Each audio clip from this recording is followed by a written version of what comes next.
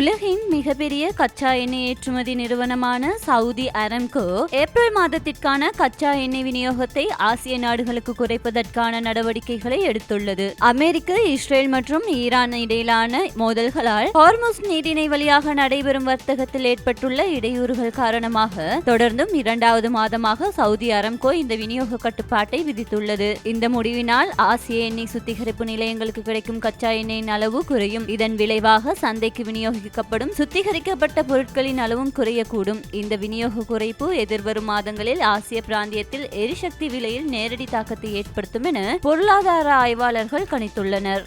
இதேவேளை லங்கா ஐஓசி நிறுவனமும் நேற்று முதல் நடைமுறைக்கு வரும் வகையில் தமது எரிபொருள் விலைகளை அதிகரிக்க தீர்மானித்துள்ளது. இதன்படி 1 லிட்டர் டீசலின் விலை 79 ரூபாவினால் அதிகரிக்கப்பட்டுள்ளதுடன் அதன் புதிய விலை 382 ரூபாவாகும். அத்துடன் 1 லிட்டர் சூப்பர் டீசலின் புதிய விலை 572 ரூபாய் வரை அதிகரிக்கப்பட்டுள்ளது. மேலும் 1 லிட்டர் 92 ரக பெட்ரோலின் விலை 398 ரூபாவாகவும் 1 லிட்டர் 95 ரக பெட்ரோலின் விலை 487 ரூபாய் வரையிலும் அதிகரிக்க நடவடிக்கை எடுக்கப்பட்டுள்ளது.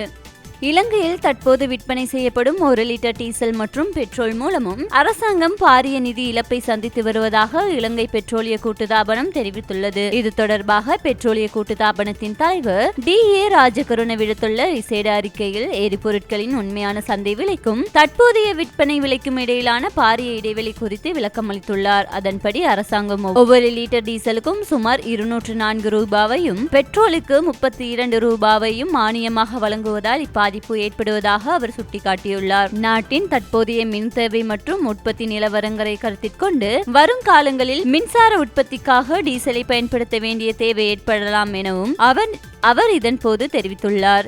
எரிபொருள் நுகர்வை கட்டுப்படுத்தும் நோக்கில் தற்போது அமல்படுத்தப்பட்டுள்ள எரிபொருள் ஒதுக்கீடு முறைமையை குறித்து பெட்ரோலிய கூட்டுத்தாபனம் தெளிவுபடுத்தியுள்ளது. அதிகரித்து வரும் நட்டத்தை குறைக்கும் வகையில் தேவையற்ற எரிபொருள் பயன்பாட்டை கட்டுப்படுத்துவதே தற்போதைய அதிகரித்த ஒதுக்கீட்டின் நோக்கமாகும். QR குறியீட்டு முறைமையை பயன்படுத்துவதன் மூலம் எரிபொருள் வரிசைகள் இன்றி மக்கள் தமது பொருளாதார நடவடிக்கைகளை சீராக முன்னெடுக்க வழிவகை செய்யப்பட்டுள்ளது. தற்போது நிலவும் இந்த நிதிச்சுமை மற்றும் விநியோக நடைமுறைகள் குறித்து காவல்துறையினர் மற்றும் துறைசார் அதிகாரிகள் தொடர்ந்தும் அவதானம் செலுத்தி வருவதாக தெரிவித்துள்ளார். இலங்கையின் தற்போதைய எரிசக்தி நெருக்கடிக்கு நீண்ட காலமாக மற்றும் நிலையான தீர்வாக திருகோணமலை எண்ணெய் குதங்களை இந்தியா மற்றும் ஐக்கிய அரபு ராச்சியத்தின் ஒத்துழைப்புடன் துரிதமாக புனரமைக்க அரசாங்கம் தீர்மானித்துள்ளது. இது குறித்து த இந்து நாளிதழுக்கு கருத்து தெரிவித்துள்ள வெளிவிவகார அமைச்சர் விஜித ஹேரத் 2ஆம் உலக போர் காலத்தில் எண்ணெய் சேமிப்பு வசதிகளை மீளமைப்பதன் மூலம் எரிபொருள் விநியோக சவால்களுக்கு ஒரு நிரந்தர தீர்வை எட்ட முடியும் என தெரிவித்துள்ளார். திருகோணமலையை ஒரு பிராந்திய எரிசக்தி மையமாக மாற்றுவதற்காக கடந்த 2025 ஏப்ரலில் இலங்கை,